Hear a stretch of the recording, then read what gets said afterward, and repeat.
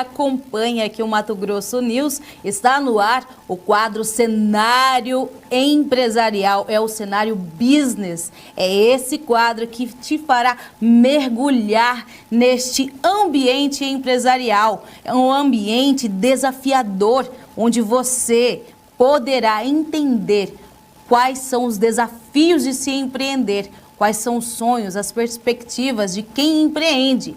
E hoje nós estamos recebendo o Frederico Miller Coutinho, ele que é empresário cuiabano, CEO da Folha do Estado e presidente da Miller Coutinho Holding. Iniciou a sua trajetória em um pequeno escritório e expandiu seus negócios para diversos setores, como na comunicação, finanças e imóveis. Com mais de 400 colaboradores, Frederico acabou enfrentando essa crise, de 2020 com muita resiliência, trazendo transformação para a sua empresa e transformando em uma holding. Hoje nós vamos saber mais da história do Frederico Miller, ele que é conhecido como o Fred.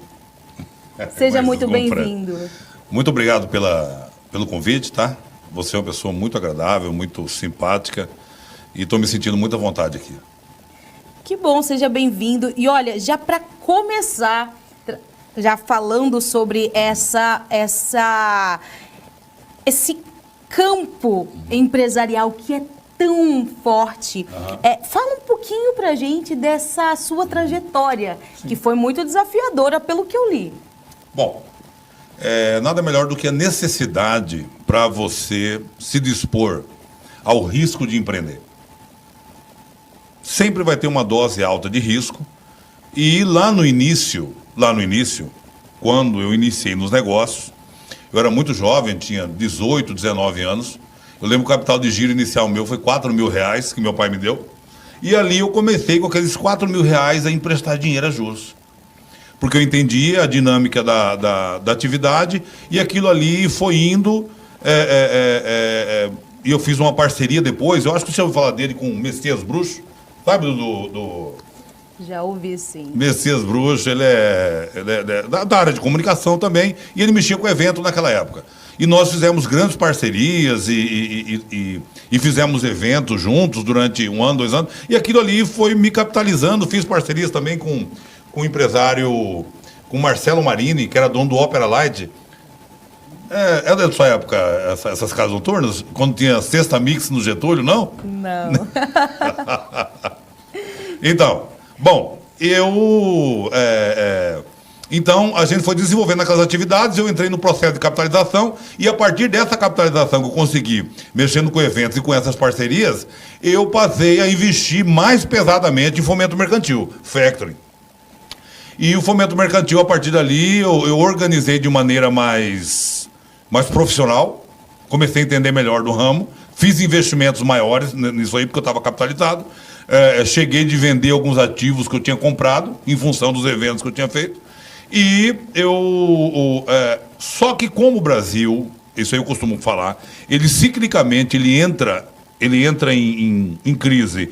E essas crises são crises muito fortes de liquidez. Lá pelos idos de 2002, 2003, mais ou menos, o Brasil entrou em crise. O mercado retraiu e, naquele momento, também eu enfrentei uma crise financeira muito forte. E eu tive, pela primeira vez, foi uma grande experiência, tá? Aquilo foi uma experiência muito marcante. Eu nunca imaginei que, a partir do momento que eu tivesse capitalizado, que eu precisaria recuar, que eu precisaria desistir daquela atividade para redesenhar aquilo, e eu precisei recuar, porque o mercado estava em quebra, muitos clientes nossos passando dificuldade, e a partir dali eu recuei e entrei na área de serviço, e eu montei a minha primeira empresa de serviço, foi a FMC, a assessoria de cobrança. Essa empresa eu comecei sozinho, no escritório lá no Milão, e só ela chegou a 200 funcionários. A 200 funcionários. Incrível, né? A 200 funcionários. Eu e meu irmão logo depois veio trabalhar nesse escritório nosso, lá no edifício Milão, pequenininho, só nós dois. E dali chegamos a 200 funcionários, só atividade de cobrança, só que quando a gente chegou nesse porte, pela capitalização nossa, a gente já estava em diversos ramos, desde corretores de seguros, imóvel, a Factor nossa tinha um porte gigantesco, foi a maior factory do Banco Santander de Mato Grosso, que operava aqui em atividade. Então a gente foi um gigante na área financeira também, mas a nossa operação, o nosso grupo financeiro teve que adquirir um novo desenho a partir da pandemia. Aquilo ali foi como uma guerra mundial, correto? Aquilo ali foi o grande desafio da minha vida, porque... Não só da sua vida, mas eu acredito que da grande maioria dos empresários. Eu tenho que reconhecer que sim, muitos empresários, muitos parceiros meus, inclusive, que eram grandes clientes da Factory, eles... Pra você ter uma ideia, eu tinha clientes que faturavam 100 mil por dia. 100 mil por dia, grande, gente grande. 200 mil por dia, 300 mil por dia. Durante a pandemia, eles estavam indo no meu escritório de Uber, que eles tinham perdido todos os carros, a casa. E como eu ia cobrar essas pessoas? Eu tive que abrir mão de uma boa parte do capital, eu tive que entender aquele cenário novo, eu tive que compreender que eu tive que abrir mão para, às vezes, até manter um certo relacionamento com pessoas boas. Não eram pessoas mal intencionadas, não era malandro, né, que queria dar um cano. Na verdade, eram pessoas passando por uma crise grave financeira e eu tive que respeitar aquilo e aquilo me atingiu também e acabou eu tendo que abrir mão de algumas atividades que criavam estabilidade no grupo, mas sinceramente, para eu fazer essa mudança no grupo, era necessário que houvesse uma guerra mundial. E essa guerra mundial aconteceu. O ambiente era de guerra mundial. Eu esperava que aquela crise duraria 60 dias, 90 dias, mas ela durou 2 anos, praticamente. 2 anos. Muitos empresários precisaram se reinventar nesse período pandêmico. E eu vejo que, pela sua história, você e a sua empresa também precisou se reinventar. E qual foi o maior desafio que você, como empresário, e a sua empresa enfrentou para se reinventar? Algumas atividades que eram... Como que eu posso explicar? Eram atividades que dependiam do funcionamento do mercado, totalmente analógica.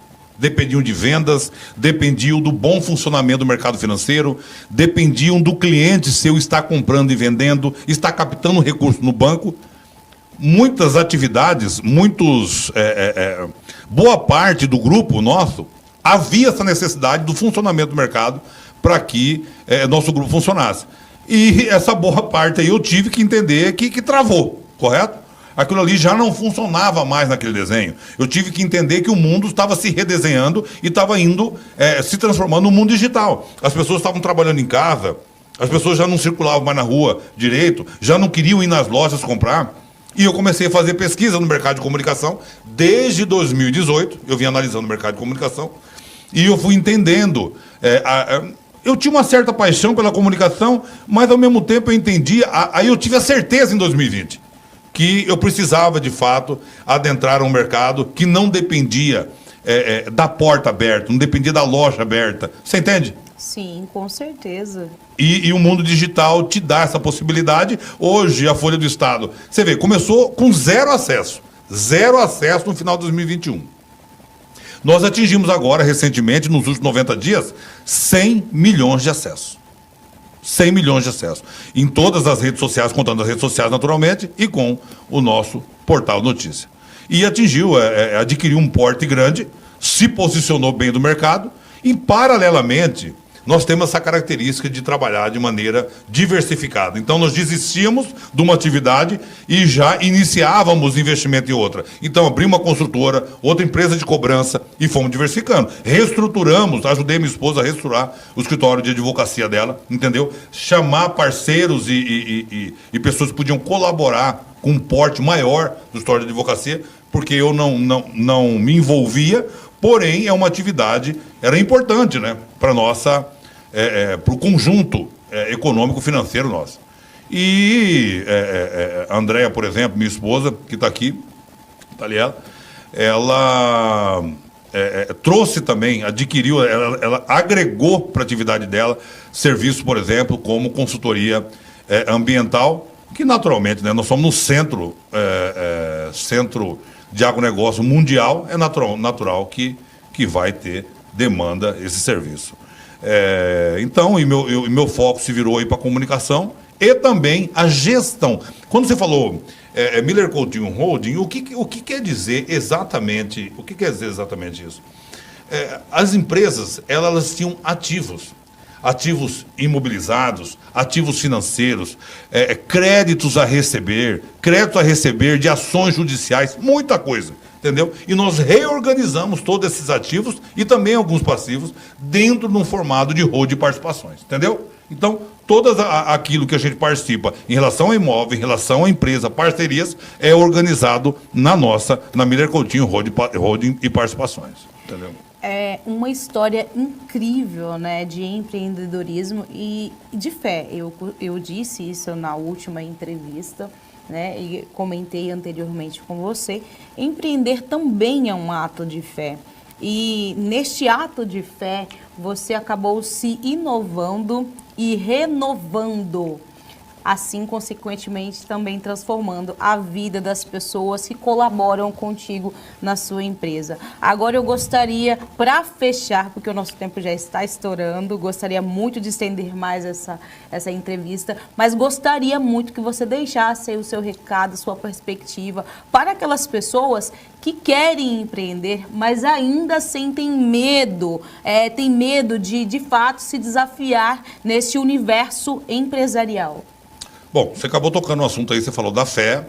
Se não houvesse fé, se não houvesse uma crença muito forte que nós poderíamos reverter aquela situação de 2020, talvez nós não teríamos conseguido. A fé, de fato, é um componente muito importante naqueles que se dispõem a empreender. O que eu digo para aqueles que querem empreender é necessário que haja uma capacitação mínima para entender o que é uma gestão de fluxo de caixa, o que é o seu ramo, qual é o seu produto e serviço que você vai vender. Então você tem que entender daquilo, você tem que ter um plano. As pessoas entram às vezes de maneira apaixonada, eu vou empreender. Ela tem que ter um plano, ela tem que ter o desenho adequado, ela tem que entender de gestão de fluxo de caixa, porque a falta de caixa é que quebra a empresa, não é a falta de faturamento. Entender quem são seus concorrentes. De fato, ele tem uma boa oportunidade ali? Existe uma lacuna no mercado que ele pode ocupar? É isso. O meu mercado que eu vou entrar é altamente competitivo ou ele é mais fácil? E eu sugiro, isso aí é uma sugestão que eu dou para os empreendedores, tá? Escolham atividades onde a margem é alta e você não tem uma concorrência altamente especializada para facilitar a sua vida e facilitar você sobreviver. A margem alta de um negócio permite que você erre, permite que você cometa erros, permite que você erre o alvo algumas vezes e não quebre. Aquelas atividades que precisam de muito giro e margem apertada, elas não permitem erros. Qualquer erro pode ser fatal e eu sugiro, e é isso que eu falo para os novatos, tá? Não evitem atividades que tenham essa característica. Bom, é isso aí. Hoje nós recebemos o Frederico Miller Coutinho.